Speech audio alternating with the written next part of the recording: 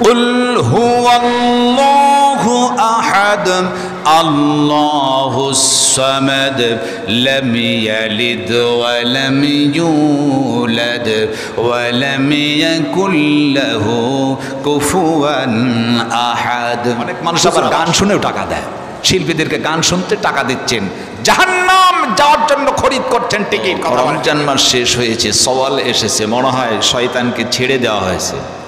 যার পরিবেশ আজ থেকে শুরু হয়েছে, রাস্তাঘাটে গেলেই যেভাবে নারী পুরুষের পদার্পণ, বেহায়াপনা, বেপরদায়, এতে বোঝা যায় যে রমজান মাস গিয়েছে। রসুলের হাদিস, রমজান মাস আসলে শয়তানকে কি করা হয়? বেঁধে ফেলানো হয়। রমজান মাস শেষ, এখন শয়তান উন্মুক্ত হয়ে গেছে, কাঁধে চেপেছে আমাদের ছেলে এবং মেয়েদের ঘাড়ের উপরে, যার কারণে বেপর্দা বেহায়াপনায় ঈদ উদযাপন করছে আমাদের ছেলে এবং মেয়েরা। ইন্নাল হামদুলিল্লাহিল আকরামিল্লাযী খালাকাল ইনসানা ওয়া কাররামা ওয়া আল্লামাহু মিনাল বায়ানি মা লাম ইয়া'লাম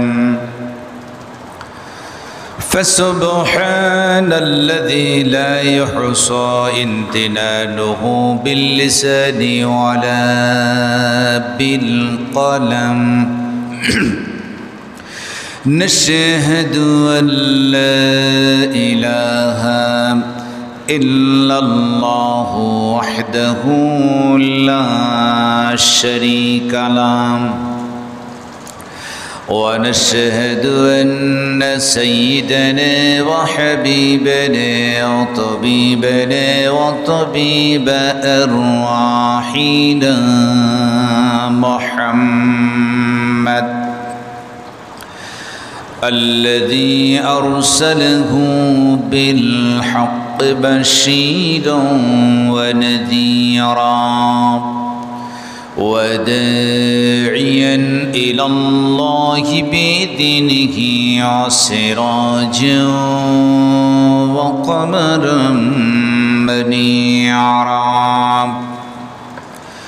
فقد قال الله تعالى في كلامه المجيد وفرقانه الحميد أعوذ بالله من الشيطان الرجيم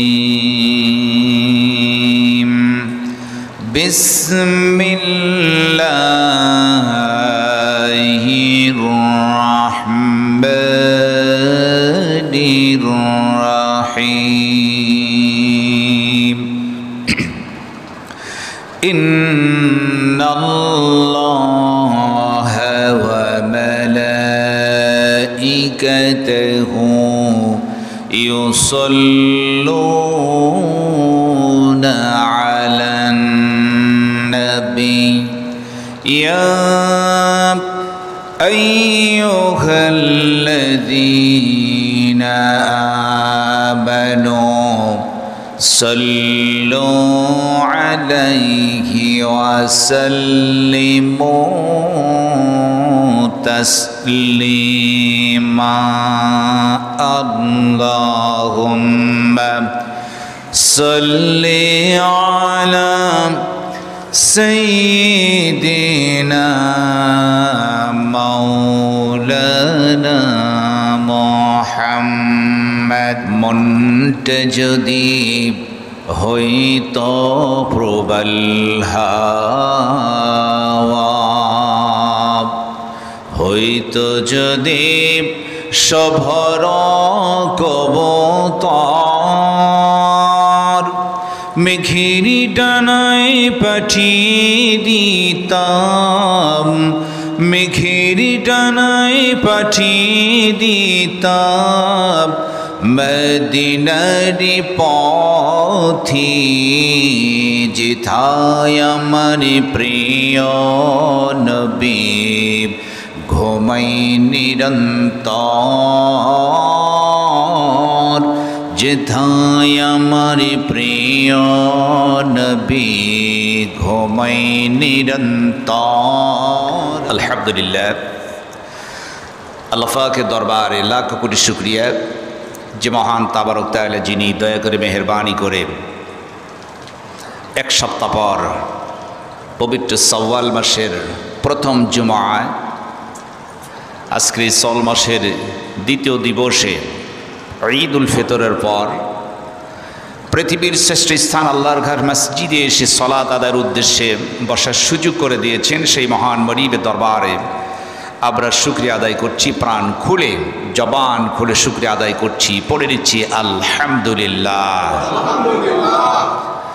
লাখ কোটি দরুদ ও সালাম বর্ষিত হোক ইমামুল মুরসালিন খাতামুন নবীন সাইয়্যিদুল মুরসালিন, সর্বকালের সর্বযুগের শ্রেষ্ঠ ব্যক্তি জিনাবি মুহাম্মদুর রাসূলুল্লাহ, সকলেই বলি সাল্লাল্লাহু আলাইহি ওয়াসাল্লাম। মহান তাবারক তাআলা যিনি আমাদেরকে পবিত্র মাহে রমজানের দীর্ঘ একটি মাস এই সিয়াম সাধনা করার সুযোগ তিনি আমাদেরকে দিয়েছিলেন। আমরা একটি মাস রোজা রেখেছি। মহান তাবারক তাআলা তিনি যেন আমাদের দীর্ঘ এক মাসের রোজাকে তিনি কবুল করেন, সকলে বলুন আমিন। রমজান মাসের রোজা আমাদের মাঝখান থেকে বিদায় নিয়ে এসেছে শাওয়াল মাস। রমজান মাসে শয়তান ছিল শৃঙ্খলাবদ্ধ, তাদেরকে আবদ্ধ করা বাধায় বেঁধে রাখা হয়েছিল। তো রমজান মাস শেষ হয়েছে, শাওয়াল এসেছে, মনে হয় শয়তানকে ছেড়ে দেওয়া হয়েছে। যার পরিবেশ আজ থেকে শুরু হয়েছে, রাস্তাঘাটে গেলেই যেভাবে নারী পুরুষের পদার্পণ, বেহায়াপনা, বেপরদায়, এতে বোঝা যায় যে রমজান মাস গিয়েছে। রসুলের হাদিস, রমজান মাস আসলে শয়তানকে কি করা হয়? বেঁধে ফেলানো হয়। রমজান মাস শেষ, এখন শয়তান উন্মুক্ত হয়ে গেছে, কাঁধে চেপেছে আমাদের ছেলে এবং মেয়েদের ঘাড়ের উপরে, যার কারণে বেপরদায় বেহায়াপনায় ঈদ উদযাপন করছে আমাদের ছেলে এবং মেয়েরা। তো আমরা রমজান মাস পেয়েছিলাম, রমজানের যে ফজিলত আমরা রমজান মাসে শুনেছি, এর জাযা খায়ের আল্লাহ পাক নিজ হাতেই তার বান্দাকে দিয়ে দিবেন। সুবহান। রমজানের প্রতিদান হচ্ছে আল্লাহ পাক নিজেই বান্দার জন্য হয়ে যাবেন। সুবহান। আল্লাহ যদি কারো বান্দার হয়ে যায় তাহলে ওই ব্যক্তির সৌভাগ্য, কারণ লা খাউফুন আলাইহিম ওয়ালা হুম ইয়াহজানুন, তাদের কোনো চিন্তা নাই, টেনশন কিচ্ছু নাই। আল্লাহ হচ্ছে আমার একমাত্র পুরস্কার। সুবহান। এখন রমজান মাস শেষ হয়েছে, রাসূল পাক সাল্লাল্লাহু আলাইহি ওয়াসাল্লাম বলেছেন, যে ব্যক্তি রমজানের একটি মাস রোজা রাখলো, শাওয়াল মাসের প্রথম তারিখ ঈদ উল ফিতরের নামাজ জামাতের সহিত আদায় করল, নামাজ শেষে বান্দা যখন বাড়ির দিকে রওনা দিল, সে যেন ওই দিনের মতো নিষ্পাপ হলো, যেন সবেমাত্র মায়ের গর্ভ থেকে সে ভূমিষ্ঠ হয়ে গেল। সুবহান। মায়ের পেট থেকে সন্তান ভূমিষ্ঠ হলে যেমন কোনো গুনাহ থাকে না, সম্পূর্ণ নিষ্পাপ, আল্লাহ পাক বান্দাকে নিষ্পাপ বানিয়ে দেন। আল্লাহ পাক তুমি আমাদেরকে নিষ্পাপ বানাও, সকলে বলে আমিন। এই শাওয়াল মাসেই হচ্ছে বান্দার গুনাহ শেষ হয়ে যায়, রমজানের রোজা আল্লাহ কবুল করেন। সুবহানাল্লাহ। আমি গত জুমাতে বলেছিলাম হযরত ওমরের কথা, যে এই দিন শাওয়ালের প্রথম তারিখের ব্যাপারে হযরত ওমর কেঁদেছেন। কান্নার কারণ ছিল কি? আবু হুরায়রা প্রশ্নের জবাব বুঝতে পারলেন। ওমর বলেছেন, দরজা লাগিয়ে যেন কাঁদছি, আমার ইবাদত আল্লাহর দরবারে মঞ্জুর হয়েছে কিনা, অর্থাৎ রোজা রাখলাম, রোজাটা কবুল হলো কিনা, এই জন্য ভয়ে আমি কান্দি। ওরাই আনন্দ করুক যাদের রোজা কবুল হয়েছে, যাদের রোজা কবুল হয়নি সেজন্য বেশি বেশি কাঁদতে থাক। অথচ আমাদের রোজা কবুল হয়েছে কিনা ব্যাপারে আমরা একবারও চিন্তা করি নাই, বরং যারা রোজা রাখে নাই তারা বেশি আনন্দ করছে এই ঈদ উল ফিতরে এসে। কথা বলে ঠিক কিনা? এখন রমজানের রোজা আমাদের মাঝখান থেকে বিদায় নিয়েছেন, এসেছে শাওয়াল মাস। এই মাসে রোজা আছে ৬টি। কয়টি রোজা? ৬টি রোজা। قال النبي صلى الله عليه وسلم من صام رمضان وأتبعه ومن شوال فكأنما صام الدهر كله بالكمال وأعطاه الله بصيام كل يوم ثواب 40 يوما ورفع عنه عذاب القبر وشدة يوم القيامة والأهوال। রাসূল পাক সাল্লাল্লাহু আলাইহি ওয়াসাল্লাম একটি হাদিসে বলেছেন, নবীজি আমার বলেন, মান সামা রমাদান, যেই ব্যক্তি রমজানের রোজা আদায় করল, মান সামা রমাদান ওয়া আতবাহু মিন শাওয়ালিন কাআন্নামা সামাদ দারি কুল্লাহু বিল কামাল, দীর্ঘ একটি মাস রমজানের যে রোজা রাখতে পেরেছে, এরপর শাওয়াল মাস আসলে 6টি যে ব্যক্তি রোজা রাখলো সে যেন সারা বছর রোজা রেখেছে। সুবহান। যে ব্যক্তি রমজান মাসের রোজা রাখলো, এরপর শাওয়াল মাসের 6টি রোজা আদায় করেছে, রাসূল বলেন সে যেন সারা বছর রোজা আদায় করলো। সুবহান। তাহলে শাওয়াল মাসের এই 6টি রোজা আদায় করার প্রয়োজন আছে কি নাই? দরকার আছে। এখন সারা বছর কেমনি রোজা হয়? উলামায়ে কেরাম যেটি জানাচ্ছেন বা তারা বলেছেন, মুহাদ্দিসিন কেরাম, উলামায়ে কেরাম তারা বলেছেন যে সাধারণ ইবাদতের বেলায় আল্লাহ পাক কোরআনুল কারীমের মধ্যে বলেছেন, আল্লাহ রাব্বুল আলামিন বলেন, মান জাআ বিল হাসানাতি ফালাহু আশরু আমসালিহা। জোরে বলুন আল্লাহু আকবার। মান জাআ বিল হাসানা, নেক কাজের সওয়াব। মান জাআ বিল হাসানা, যে ব্যক্তি নেক আমল করলো, নেক কাজ করলো, আশরু আমসালিহা, আল্লাহ পাক এই সওয়াবটাকে 10 গুণ তিনি বাড়িয়ে দেন। সুবহান। এখন আমরা এক মাস যে রোজা রেখেছি, 30টি রোজা 10 দিয়ে যদি গুণ দিই হয় 300। কয়দিন হয়? 300 দিন। আর শাওয়াল মাসের 6টি রোজা 10 দিয়ে গুণ করলে 6 × 10 = 60, তাহলে হলো 160 দিন। 160 দিন আরবি মাস অনুযায়ী দিন হয় 358 দিন। আমরা 360 দিন রোজা রেখেছি। আর একটি ইতি আছে, ইংরেজিতে যে গণনা হয় 365 দিনে হয় 1 বছর। 360 দিন এর সহিত যে আরও 5 দিন বেশি আছে, 5টি দিন রোজা রাখা হারাম। ঈদুল ফিতরের দিবস, ঈদুল আজহার দিবস এবং তারপরে 4 দিন, 3 দিন, অর্থাৎ ঈদুল ফিতরের দিন, ঈদুল আজহার দিন থেকে 4 দিন, মোট 5 দিন রোজা রাখা হারাম, নিষেধ করেছে আল্লাহ পাক। তাহলে ওই 5 দিন আর 360, মোট হলো কত? 365 দিন। অর্থাৎ রাসূল বলেছেন শাওয়াল মাসের 6টি রোজা যে পালন করলো, সে যেন সারা বছর রোজা পালন করলো। সুবহান। আমার নবীজি বলেন সারা বছর রোজা রাখার সওয়াব শুধু পেলই, এরপর নবীজি আবার বলেন, ওয়া আতাহুল্লাহু বিসিয়ামি কুল্লি ইয়াউমিন সাওয়াবা 40, প্রত্যেকটি রোজার বিনিময়ে আল্লাহ রব্বুল আলামিন তাকে 40টি রোজার সওয়াব আমলনামায় দিয়ে দিবেন। সুবহান। বান্দা রোজা রাখলো, একদিকে সাধারণ বেলায় 10টি বলা হয়েছে, রাসূল আবার হাদিসে বলেছে 40টির কথা। শাওয়াল মাসে যে রোজা রাখলো সে যেন সারা বছর রোজা রেখেছে, আর এক একটা রোজার বিনিময়ে আল্লাহ পাক তার সওয়াব দিবেন 40টি রোজার সওয়াব। সুবহান।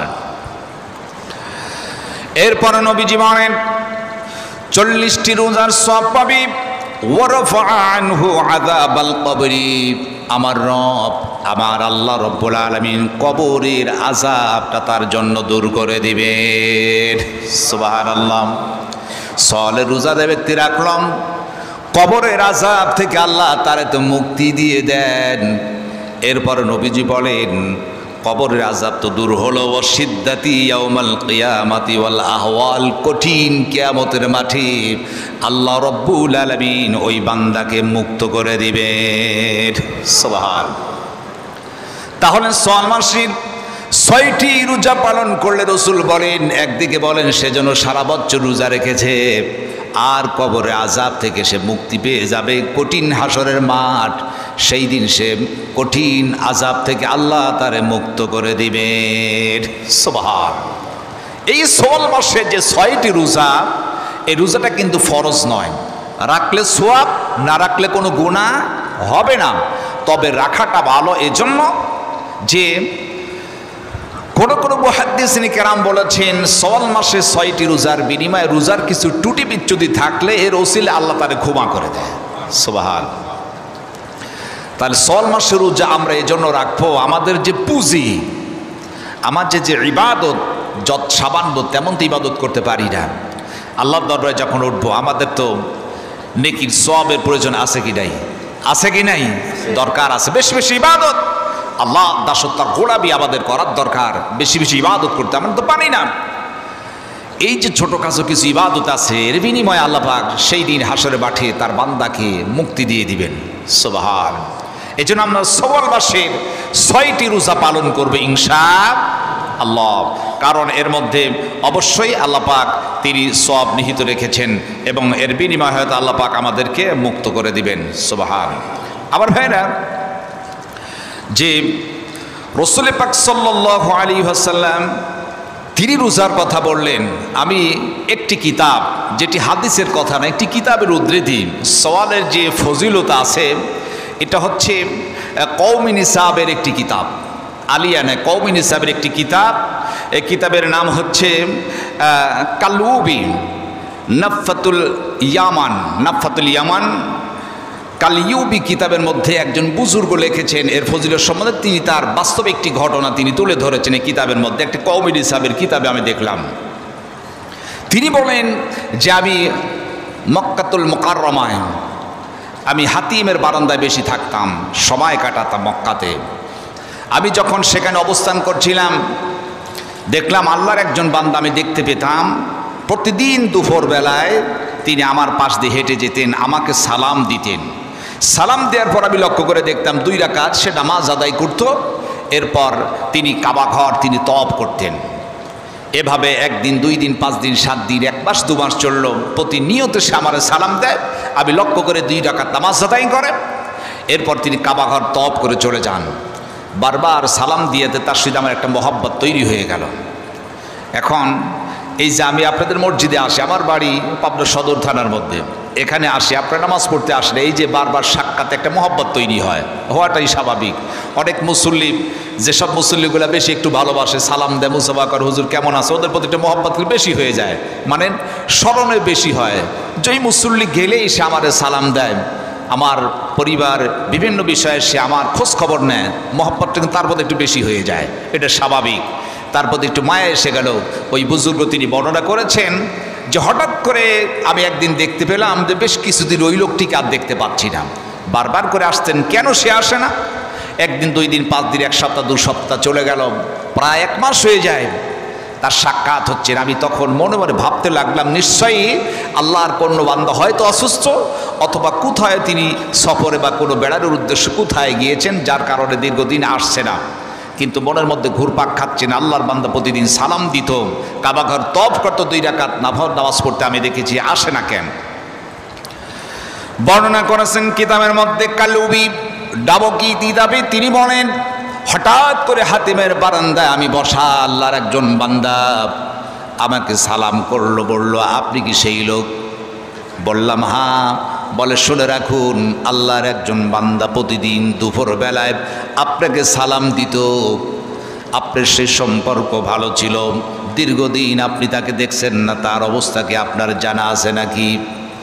বুজুর্গ বলল না, আমি তো তাকিয়ে নিয়ে ভাবছি কয়েকদিন হলো তার সেই সাক্ষাৎ হয় না। আল্লাহর বান্দা বললেন শুনে রাখো, ওই আল্লাহর বান্দায় অন্তিম শয্যায় আছে, কখনো হুশ কখনো বেহুশ, কখন যেন দুনিয়ার মুক্তি বিদায় নেয়, অন্তিম শয্যায় মৃত্যুর ববর্ষর দ্বার প্রান্তে সে পৌঁছে গিয়েছে, এত অসুস্থ হয়ে পড়েছেন, কখনো হুশ কখনো বেহুশ। ওই আল্লাহর বান্দা আপনার সেই সাক্ষাৎ করতে চায়, আপনার সেই কথা বলতে চায়। বুজুর্গ বলল, আমি যে তার সেই কথা বলবো, সাক্ষাৎ করবো, ওর বাড়ির তো ঠিকানা আমার জানা নাই, ওর বাড়ি মক্কাতেই ছিল, আমি তোর বাড়ি চিনি না। সঙ্গে সঙ্গে ওই ব্যক্তি বললেন ঠিক আছে, আমার সহিত চলুন, বাড়িটা দেখিয়ে দেই। কিতাবের মধ্যে তিনি লিখলেন, আমাকে বাড়ির দরজায় পৌঁছে দেওয়া হলো। ঘরের মধ্যে প্রবেশ করে দেখলাম আল্লাহর বান্দায় তিনি অন্তিম শয্যায় মৃত্যুর দ্বার প্রান্তে যেন পৌঁছে গেছে। বাড়িতে তার ছেলে মেয়ে স্ত্রী মা বাবা বলতে কেউ নাই, একাকী সেই ঘরের মধ্যে তিনি বাস করছেন, কেউ নাই, একাকী বাস করছেন। আমি দাঁড়ালাম, বসলাম, সালাম বিনিময় হলো। আল্লাহর বান্দা, বেশ কিছুদিন দেখি না অসুস্থ হয়ে গেছো, ডেকে বলে, আল্লাহর বান্দা ও আলেম বুজুর্গ ব্যক্তি, আমি আপনার সাক্ষাৎ পেতে চাই। একজন লোককে পাঠিয়েছিলাম আপনার কাছে।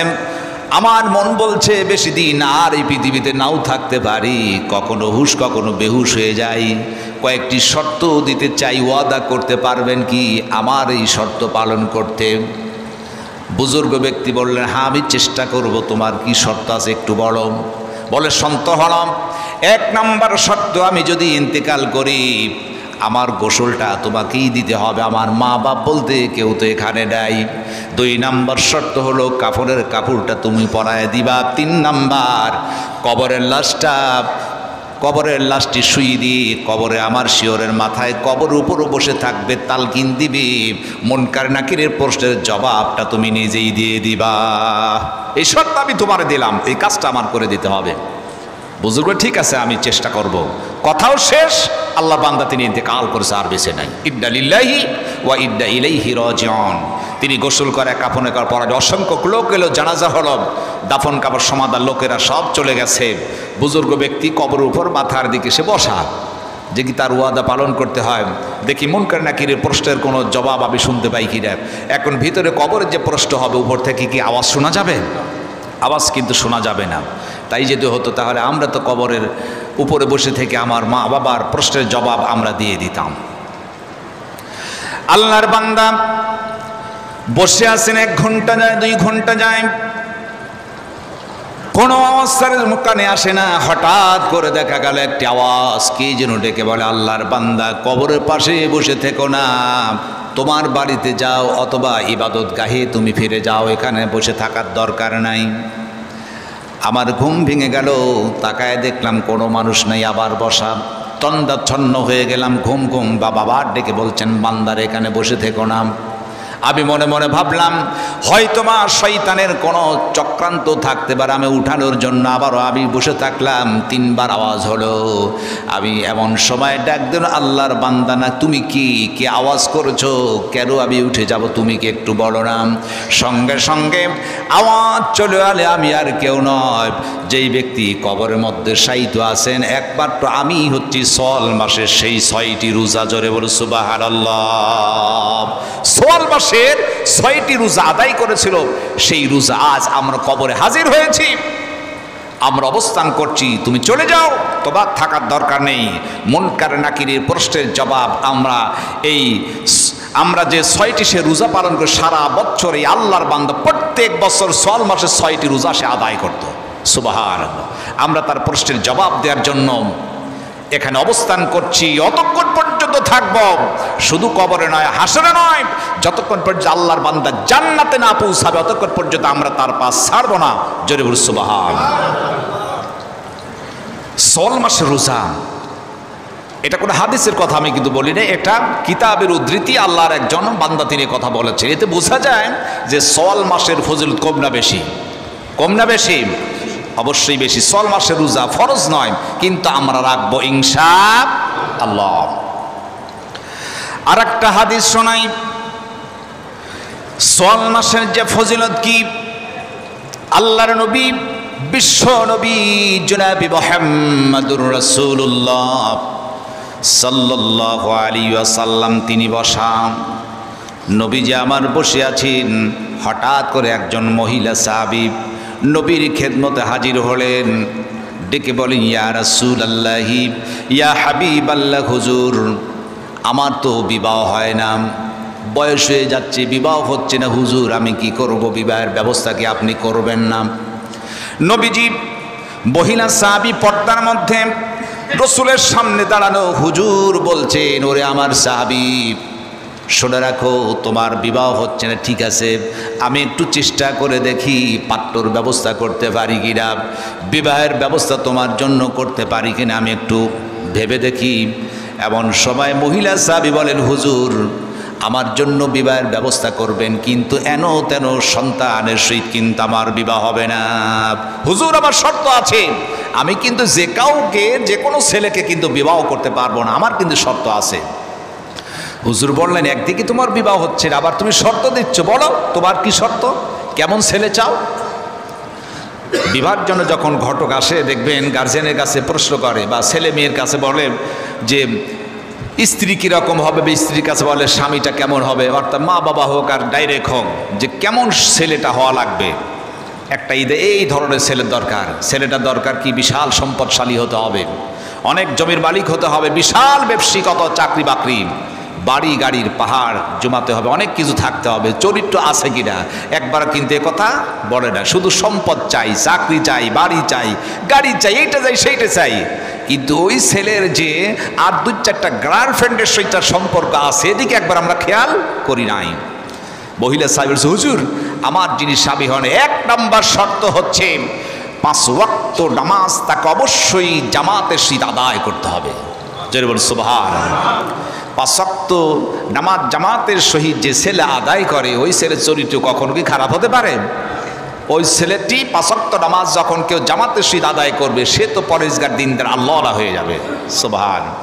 হুজুর আমার শর্ত 5 ওয়াক্ত নামাজ জামাতের সহিত শুধু আদায় করলেই হবে না, তাকে এই নামাজ ব্যতীত তাকে সারা রাতটি নফল ইবাদতে রাত কাটিয়ে দিতে হবে। সুবহানাল্লাহ। 2 নম্বর শর্ত হচ্ছে রমজান মাসের 1 মাস ফরজ রোজা সে তো আদায় করবেই, এর পাশাপাশি তাকে সারাটি বছর নফল রোজার মাধ্যমে তাকে কাটাতে হবে। সুবহানাল্লাহ। যদি কোনো কারণবশতে নামাজ পড়তে আর রোজা রাখতে অপারগতা প্রকাশ করে, তাহলে যেন সে আল্লাহর কালাম কোরআন তেলাওয়াতে দিন বা রাত কাটিয়ে দেয়। সুবহানাল্লাহ। বিশাল কিন্তু শর্ত। যেই ছেলেটি রাত জেগে ইবাদত করবে আর দিনের বেলা রোজা রাখবে, তাহলে এমন ছেলে যদি পায়, তাহলে স্বামী ওই স্ত্রী তো হকই আদায় করতে পারবে না। কথা বল ঠিক কিনা? শর্ত জড়িয়ে দিলেন রসুলদের, কঠিন শর্ত। ঠিক আছে যাও, আমি একটু চেষ্টা করে দেখি। যখন বলতেছেন, সঙ্গে সঙ্গে মসজিদ থেকে একজন সাহাবী লাফ দিয়ে দাঁড়িয়ে গেছেন, ইয়া রাসূলুল্লাহ, ইয়া হাবিবাল্লাহ, হুজুর যে মেয়েটি শর্ত দিলে এই শর্ত সাপেক্ষে ওই মেয়েকে বিয়ে করতে আমি রাজি আছি। জোরে বল সুবহানাল্লাহ। হুজুর আশ্চর্য হলেন, আমি ভাবছি এরকম ছেলে তো পাবো না, তুমি বিবাহ করবে? বলে হ্যাঁ। শর্ত কিন্তু কঠিন। বলে হ্যাঁ হুজুর, আমি শর্ত সাপেক্ষে মেয়েকে বিয়ের জন্য আমি প্রস্তাব আমি দিলাম, আপনি আয়োজন করে আমি তাকে বিবাহ করতে চাই। সুবহান। বিবাহের ব্যবস্থা হয়ে গেছে, তার কবুল ইজাব হয়ে গেল, বিবাহ সম্পন্ন করে রাসূল বিদায় করে দিলেন। বেশ কিছুদিন চলে গেল, হঠাৎ করে মহিলা সাহাবী রাসূলের খেদমতে কাঁদতে শুরু করলেন। হুজুর বললেন, বিবাহের আগেও কেঁদেছো, বিবাহের পরও কাঁদছো, কারণ কি? বলি রাসূলুল্লাহ, যেই ছেলের সহিত আমাকে বিবাহ দিয়ে যে শর্ত ছিল, সে একটি শর্ত আদায় করতে পারে নাই। সে 5 ওয়াক্ত নামাজ জামাত আদায়ও করতে পারে না, সারা রাতটি ইবাদতও করে না, এবং তিনি সারাটি বছর নফল রোজাও রাখে না, সেভাবে কোরআন ও তেলাওয়াত করতে আমি দেখি না। তার একটা শর্ত সে আদায় করতে পারে নাই, অপারগতা প্রকাশ করেছে, এই জন্য কাঁদছি। শর্ত সাপেক্ষে আপনি যা বলে শর্ত সে পালন করে না। হুজুর বললেন, শোনাম, তোমার 1 মুখের সাক্ষী চলবে না, সাক্ষী 2 মুখ এক জায়গায় করতে হবে। তোমার স্বামীকে ডাকো, তোমার কথাই নেওয়া হবে না। তার মানে 1 মুখের সাক্ষীতে কোনো রায় দেওয়া যায় না, 2 মুখ প্রয়োজন আছে কি নাই? এখন তো সাক্ষীর জন্য আর মুখ লাগে না, 1 মুখও লাগে না, অটোমেটিক ডাইরেক্ট বিচার ফাইসালা হয় কি হয় না? হয় কি হয় না? কোনো সাক্ষী লাগে না, 1 মুখ 2 মুখ লাগে, বিনা মুখেই অটো এখন ফাইসালা হয়ে যাচ্ছে। আছে কি নাই? আমি আশ্চর্য হয়ে যাই যখন খুন হয়ে যায়। আপনার দেশের ট্রাফিক মোড়ে যদি কোনো খুন হয়, তাহলে এই খুনের ফাইসালা দিতে গেলে সাক্ষীর দরকার। কে খুন করলো দেখলো কি? দেখতে পারবে ওই ব্যক্তি যিনি ট্রাফিক মোড়ে আশেপাশে আছে, যে দেখলো সেই একমাত্র সাক্ষী দিতে পারবে। কথা বল ঠিক কিনা? এখন খুন হলো দাসের ট্রাফিক মোড়, আমার পাবনার শহর থেকে একজন সাক্ষী দিল, সে কিন্তু দেখেই নাই, জানেই না। এখন হঠাৎ করে সাক্ষী দিল কি? যে বাইতুল মিজান জামে মসজিদের সম্মানিত সভাপতি সাহেব খুন করেছে বা ইমাম সাহেব খুন করেছে। তখন কিন্তু জুমার নামাজ বক্তব্য চলছে, সভাপতি বসা, ইমাম সাহেব বক্তব্য দিচ্ছে, সকলেই আছে, ও জানেই না যে খুন হয়েছে। পরে সংবাদ পাওয়া গেল একজন খুন হয়েছে, কিন্তু সাক্ষী দিল কে? সেই পাবনা থেকে। ও লোকটিও দেখেই নাই, কিন্তু সাক্ষী হয়ে গেছে। বর্তমান প্রেক্ষাপটে এভাবেই ফাইসালা দেয়া হচ্ছে, যার সাক্ষী বানানো হচ্ছে সে জানেই না কোনো ব্যাপারে, অথচ সে একজন সাক্ষী হয়ে মিথ্যা তার বিরুদ্ধে মামলার সাক্ষী হয়ে তাকে বলছে তিনি ধর্ষণকারী, তিনি খুনকারী, এইটা সেইটা বলা হচ্ছে কি হচ্ছে না?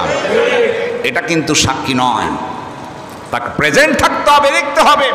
অধিকাংশ রায় এখন এইভাবে হয়, খুন হয় ঈশ্বরদীয়ার পাবনা থেকে সাক্ষী হচ্ছে, সে কিছুই জানে না, তাকে সাজানো হয়েছে, মিথ্যা সাক্ষী দিচ্ছে। কিয়ামতের দিন তামাম বিচারকের বিচারক আল্লাহর দরবারে তাকে জবাবদিহি করতে হবে। কথা বলে ঠিক কিনা? হুজুর বললেন এক মুখে হবে না, তোমার স্বামীকে ডাকো। ডাকা হলো। এখন ওনার স্বামী এসেছেন। রসুল বললেন শোনাম, তোমার সহিত বিবাহ দিলাম, তুমি তো তার হক আদায় করতে পারো নাই, তুমি কিন্তু কি করেছ, তার শর্ত পূরণ করতে পারো নাই। কারণ কি? ডেকে বলি ইয়া রাসূলুল্লাহ, এক নাম্বার শর্ত, 5 ওয়াক্ত নামাজের পর সারা রাত্রি জেগে জেগে নফল ইবাদত করার শর্ত তো আমি দিয়েছিলাম। ইয়া রাসূলুল্লাহ, 5 ওয়াক্ত নামাজ সঠিকভাবে আদায় না করতে পারলেও আমি কিন্তু সালাতুল ইশা আর ফজরের নামাজ জামাত একদিনও তরক করি নাই। সুবহানাল্লাহ। হুজুর আপনি আবার স্ত্রীর কাছে শোনেন। ওনার স্ত্রী বলে, হ্যাঁ আমার স্বামী প্রতিদিন সালাতুল ইশা এবং ফজরের নামাজ জামাতে আদায় করে, একদিনও মিস হয় না। মুস্কি হাসিতে বলছি, ইয়া রাসূলুল্লাহ, আপনি বলেছেন যে লোকটি সালাতুল ইশার সালাতুল ফজর, ইশা আর ফজরের নামাজ জামাতে আদায় করলো, সেজন্য সারা রাত কিয়ামুল লাইল, সারা রাত জেগে জেগে নামাজ পড়ার সমপরিমাণ সওয়াব পেয়ে গেল। জোরে বল সুবহানাল্লাহ। ইয়া রাসূলুল্লাহ, আমার তো সারা রাতে সওয়াবই পেয়ে গেছি, আমার আবার সারা রাত দাঁড়িয়ে দাঁড়িয়ে ইবাদত করার কি দরকার আছে? হুজুর মুস্কি হাসিতে বলে, তুমি চালাকি করছো, বুঝতে পেরেছি। আমার ভাইরা, ইশা এবং ফজরের নামাজ জামাতে আদায় করলে সারা রাত সওয়াব, ইবাদতের সওয়াব আল্লাহ দিয়ে দেন। এই জন্য 5 ওয়াক্ত নামাজ জামাতে আদায় চেষ্টা করবেন। যদিও কোনো কারণবশ না পারেন, ইশা এবং ফজরের নামাজ যেন জামাতের সহিত আদায় হয়, সারা রাত দাঁড়িয়ে ইবাদত করার সওয়াব আল্লাহ আমলনামায় দিয়ে দিবেন। জোরে বল সুবহানাল্লাহ। আর যে লোকটি সালাতুল ইশা আর ফজরের নামাজ জামাতে আদায় করে, ওই লোকটির দ্বারা 5 ওয়াক্ত নামাজই জামাতে আদায় করা সম্ভব হয়ে যায়। ইয়া রাসূলুল্লাহ, 2 নাম্বার আপনি বলেছেন আমি ওয়াদা করেছিলাম রমজান মাসের রোজা রাখার পর সারা বছর নফল ইবাদত আমি করব। ইয়া রাসূলুল্লাহ, ইয়া হাবিবাল্লাহ, আমি তো রমজানের 1 মাস রোজা আদায় করেছি। আমার স্ত্রীর কাছে সরেন। স্ত্রী বললেন, ইয়া রাসূলুল্লাহ, আমার স্বামী 1 মাস রোজা রেখেছে, কিন্তু নফল রোজা তো আদায় করে না। সঙ্গে সঙ্গে জবাব দিলেন, হুজুর আপনি তো বলেছেন যে ব্যক্তি রমজানের রোজার পর শাওয়াল মাসের 6টি রোজা আদায় করলো, সেজন্য সারা বছর রোজার আদায় সওয়াব পেয়ে গেল। সুবহানাল্লাহ। রমজানের রোজার পর শাওয়াল মাসে 6টি রোজা যে আদায় করলো, সেজন্য সারা বছর রোজা রাখলো। ইয়া রাসূলুল্লাহ, আমি তো শাওয়াল মাসে 6টি রোজা পালন করেছি। সুবহানাল্লাহ। আমার ভাইরা, এই জন্য শাওয়াল মাসে 6টি রোজা যে ব্যক্তি আদায় করে, হুজুর বলেন সে যেন সারাটি বছর রোজা আদায় করলো, আল্লাহ রব্বুল আলামিন তার আমলনামায় সারা বছর রোজা রাখার সওয়াব দিয়ে দিবেন। ইয়া রাসূলুল্লাহ, আরেকটা শর্ত ছিল, ইবাদতে যদি ব্যর্থ হই আমাকে রাত্রি দিন কোরআন তেলাওয়াত করতে হবে, কোরআন খতম করতে হবে। হুজুর, ইয়া রাসূলুল্লাহ, আমার স্ত্রীর কাছে আপনি জানতে পারেন প্রত্যেকদিন রাত্রে যখন ঘুমাই আমি সূরাতুল ইখলাস 3 বার তেলাওয়াত না করে ঘুমাই না। হুজুর আপনি বলেছেন যে ব্যক্তি ঘুমানোর পূর্বে 3 বার সূরাতুল ইখলাস তেলাওয়াত করে ঘুমাবে, আল্লাহ রব্বুল আলামিন তার আমলনামায় খতম কোরআন তেলাওয়াতের সওয়াব দিয়ে দিবেন। সুবহান। তাহলে কোরআন তেলাওয়াত 3 বার সূরাতুল ইখলাস তেলাওয়াত করলে আল্লাহ পাক 1 খতম কোরআন শরীফ তেলাওয়াত করা সওয়াব তার আমলনামায় দিয়ে দেন। জোরে বলে সুবহান। তাহলে কোরআন শরীফ একদিকে আমাদের পড়তে হবে, সূরাতুল ইখলাসের আমল আমরা বেশি বেশি করব ইনশাআল্লাহ। প্রত্যেকদিন রাত্রে ঘুমানোর পূর্বে আমরা কি 3 বার সূরাতুল ইখলাস তেলাওয়াত করতে পারবো না? সহজ আমল, আল্লাহ তৌফিক দিন সকলে বলে আমিন। আমার ভাইরা, সূরাতুল ইখলাস সূরা যদিও ছোট, কিন্তু যেন তো এটা সূরা না, এর ফজিলত এত যে রাসূল পাক সাল্লাল্লাহু আলাইহি ওয়াসাল্লাম মসজিদে নববীর মধ্যে বসে আছে, অসংখ্য এভাবে আপনারা যখন বসে আছেন সাহাবীদেরকে নিয়ে হুজুর বসা, মসজিদ নববীর মধ্যে বসা, হঠাৎ করে গ্রাম্য একজন গরিব বেদুইন সাহাবী হুজুরের খেদমতে হাজির হলেন। হুজুরকে সালাম করলে বলি, ইয়া রাসূলুল্লাহ, আমি গ্রাম্য এক বেদুইন গরিব মানুষ, আমি শুনতে পেয়েছি আপনার কাছে কে যেন আসে, শুনেছি নাকি অনেক লম্বা চড়া, এসে কি যেন আপনার শোনায়। হুজুর আপনি কি ওই কথাটা আমার একটু শোনায় দিবেন না? হুজুর বললেন, বেদুইন সাহাবী শোনো, যিনি আমার কাছে আসেন তিনি অন্য কেউ নয়, তিনি হচ্ছে আল্লাহর ফেরেশতা, এর নাম হচ্ছে জিবরাইল আলাইহিস সালাম। জরুর সুবহানাল্লাহ। জিবরিল আমিন আমার কাছে আসেন আর তিনি ওহী নাজিল হয়, আল্লাহর কালাম কোরআন আমাকে শোনান। ও বেদুইন সাহাবী, তুমি শুনতে চাও? বলে, হ্যাঁ ইয়া রাসূলুল্লাহ। তিনি কি বলেন আপনি আমার একটু শোনান না। হুজুর বলে, শোনম, একটু পূর্বে তুমি আসার পূর্বে ফেরেশতা জিবরিল আমিন সূরাতুল ইখলাস আমাকে একটু শোনায় গেছেন। সুবহানাল্লাহ। বেদুইন সাহেব বলে, হুজুর তাহলে সূরাতুল ইখলাস আমার একটু শোনান না। আমার নবীজি অসংখ্য সাহাবীদেরকে নিয়ে বসা বেদুইন সাহাবীর সামনে হুজুর তেলাওয়াত করতে শুরু করলেন, কুল হুয়াল্লাহু আহাদ আল্লাহুস সামাদ লাম ইয়ালিদ ওয়া লাম ইউলাদ ওয়া লাম ইয়াকুল লাহু কুফুয়ান আহাদ। জোরে বলুন আল্লাহু আকবার। বেদুইন সাহাবী বলেন, ইয়া রাসূলুল্লাহ, সূরাতুল ইখলাস আপনি তেলাওয়াত করেছেন। হুজুর, নবী আমার বললেন, শোনো, আমি যে সূরাতুল ইখলাস তেলাওয়াত করলাম, আমার সাহাবীরা যারা বসা, এই মুহূর্তে আমার রব, আমার আল্লাহ রব্বুল আলামিন তোমাদের আমল নামায় 10 পারা কোরআনুল কারীম তেলাওয়াতের সওয়াব দিয়ে দিয়েছে। বেদুইন সাহেব বলে, হুজুর আমি তো মুখস্থ এখনো করতে পারি নাই, আর একবার একটু শোনান না, আমি একটু সূরাতুল ইখলাস মুখস্থ করি।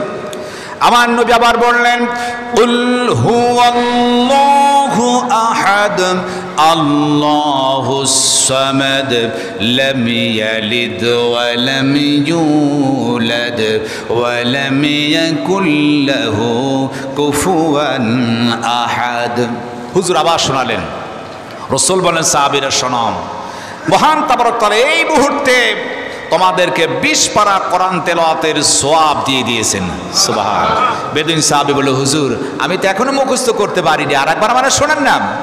আমার নবীজি তৃতীয়বার আবার তিনি তেলাওয়াত করলেন, কুল হুয়াল্লাহু আহাদ আল্লাহুস সামাদ লাম ইয়ালিদ ওয়া লাম ইউলাদ ওয়া লাম ইয়াকুল লাহু কুফুয়ান আহাদ। আল্লাহু আকবার। হুজুর বললেন, শোনো, এক খতম কোরআন শরীফ তেলাওয়াতের সওয়াব আল্লাহ পাক তোমাদের এই মুহূর্তে দিয়ে দিয়েছেন। সুবহানাল্লাহ। আমি 3 বার আজকে তেলাওয়াত করেছি, এই জন্য আমিও আপনাদেরকে এই সওয়াবে অংশগ্রহণ করার জন্যই কিন্তু 3 বার তেলাওয়াত করলাম। এই মুহূর্তে আমি বলছি, আপনাদেরও আমল নামে আল্লাহ এক খতম কোরআন শরীফ তেলাওয়াতের সওয়াব দিয়ে দিয়েছেন। বেদুইন সাহাবী বলে, ইয়া রাসূলুল্লাহ, আমার সূরাতুল ইখলাস মুখস্থ হয়ে গেছে হুজুর, যদি এক খতম কোরআন তেলাওয়াতের সওয়াব পেয়ে যাই। শোনার পর খুশি হলেন, সঙ্গে সঙ্গে আনন্দের ঠেলায় বেদুইন সাহাবী বসে থাকতে পারলেন না, লাফ দিয়ে দাঁড়ায় গেলেন আর বলে ফেললেন, আল্লাহু আকবার। যখনই তিনি দাঁড়ায় আল্লাহু আকবার বলেছেন, যত সাহাবী ছিল আবেগ আপ্লুত হয়ে তারাও দাঁড়ালেন আর বললেন, আল্লাহু আকবার। তার মানে হলো, যে বান্দা, জান্নার বান্দা, কোরআন তেলাওয়াতটা যার কাছে ভালো লাগে, তাকবীর দিতে যার কাছে ভালো লাগে, বুঝতে হবে ঈমানদার। আর যদি কোরআন তেলাওয়াত শুনতে ভালো না লাগে, আল্লাহু আকবারের ধ্বনি তার কাছে বিরক্ত মনে হয়, বুঝতে হবে এর মধ্যে ঈমান নাই। কথা ঠিক না? অনেক লোক আজ দেখেন কোরআন তেলাওয়াত শেষ আল্লাহু আকবার বলে, তার হৃদয়টা গলে যায়। আজকে অনেক মানুষ আজানের ধ্বনি তাদের কাছে খারাপ লাগে, আছে কি নাই?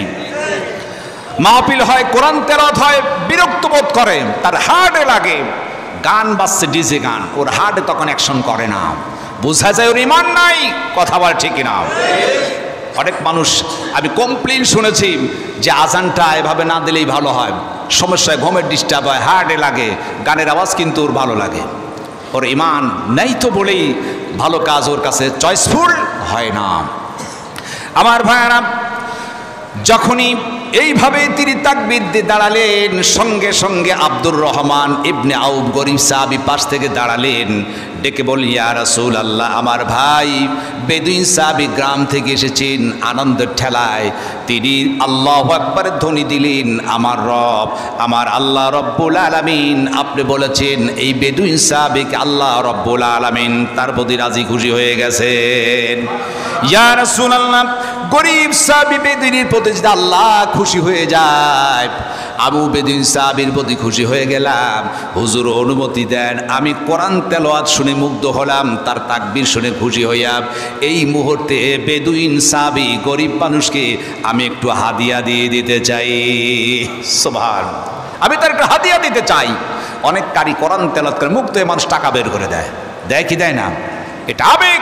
আপনি যে কোরআন তেলাওয়াত শুনে খুশি হয়ে টাকা দিচ্ছেন, এর বিনিময়ে আল্লাহ পাক কিয়ামতের দিনে আপনাকে জাযা খয়র দিবেন। সুবহানাল্লাহ। অনেক মানুষ আবার গান শুনেও টাকা দেয়, শিল্পীদেরকে গান শুনতে টাকা দিচ্ছেন, জাহান্নাম যাওয়ার জন্য খরিদ করছেন টিকিট। কথা বলে ঠিক কিনা? এখন হুজুর বলেন তুমি গরিব মানুষ কি দিবা? বলি ইয়া রাসূলুল্লাহ, আমার একটা উট আছে, কিছুদিন পূর্বে গর্ভবতী হয়েছে, ওই উটটা আমি এই বেদুইন সাহাবীকে হাদিয়া দিতে চাই। বলে ঠিক আছে, তুমি তোমার স্ত্রীর সাথে পরামর্শ করো। বাড়ি থেকে স্ত্রীকে বলে পানির স্ত্রী, একজন গরিব বেদুইন সাহাবী এসে কোরআন তেলাওয়াত শুনে মুগ্ধ হয়ে খুশি হয়েছেন, আল্লাহ তার প্রতি খুশি, আমি খুশি হয়ে আমার এই উটটাকে তাকে দিয়ে দিতে চাই। বলেই তিনি দৌড় মেরে বলি ইয়া রাসূলুল্লাহ, আমার স্ত্রীর সাথে পরামর্শ করেছি, আমি তাকে হাদিয়া দিতে চাই। আমার নবীজি বললেন, আব্দুর রহমান ইবনে আউফ, শোনো, তুমি বেদুইন সাহাবীকে হাদিয়া দিতে চাও, তার আগে শোনো, ফেরেশতা জিবরিল আমিন আমার কাছে একটু পূর্বে এসে বলল, আমার রব, আমার আল্লাহ তোমার প্রতি খুশি হয়ে আমার আল্লাহ তোমাকে হাদিয়া দিয়ে দিতে চায়। আব্দুর রহমান বলেন, ইয়া রাসূলুল্লাহ, আমি তাকে উট উপহার দিতে চাই, আমার আল্লাহ আমারে কি দিবে? বলে শোনো, তুমি তারে একটা উট উপহার দিতে চাও, কিন্তু আমার রব তোমাকে একটা নয়, দুইটা নয়, ৭৯,০০০ উটের সওয়াব তোমার আমলনামায় দিয়ে দিবেন। সাহাবী যখন এই কথা বললেন, দৌড় বেরোচ্ছেন, স্ত্রীর কাছে গিয়ে বললেন, স্ত্রী ডেকে বলল, পারের স্বামী, একটা উট কেন? আমার বাড়িতে যদি ১০০০ উট থাকতো, সমস্ত উটগুলা বেদুইন সাহাবীর জন্য হাদিয়া দিতাম। আমার ভাইয়ের আব্দুর রহমান ইবনে আউফ গরিব মানুষ, একটাই মাত্র তার উট ছিল, তিনি রশি ধরে টেনে টেনে সামনে হাজির করলেন। সাহাবীরা বলি ইয়া রাসূলুল্লাহ, তিনি যেহেতু উট দিলেন, আল্লাহ যদি খুশি হয় আমরা উট দিতে চাই। একজন সাহাবী বাড়ি থেকে একটা উট টেনে টেনে ওই বেদুইন সাহাবীর জন্য হাজির করলেন। নবীজির ওই মজমার ওই ক্ষেত্রে মসজিদে নববীর সামনে দেখা গেল গরিব বেদুইন সাহাবী ধনীতে পরিণত হয়ে গেল। সুবহান, এত উট তারে দিয়ে দিলেন। আবার ভাইরা, এর জন্য সূরাতুল ইখলাস ৩ বার তেলাওয়াত করলে আল্লাহ কি দেবেন? এক কদম কোরআনের সওয়াব দিলেন। আমল করার তৌফিক দিন সকলে বলেন আমিন। আমি যে কথাটা বলতে চাচ্ছি, শাওয়াল মাস, এই মাসের রোজা আছে কয়টি? ৬টি রোজা আমরা আদায় করব ইনশাআল্লাহ। আল্লাহ পাক আমাদের সকলকে তৌফিক দিন, সকলে বলো আমিন। ওয়া মা তৌফিক ইল্লা বিল্লাহ। আমরা সকলে দাঁড়িয়ে সুন্নাত আদায় করি।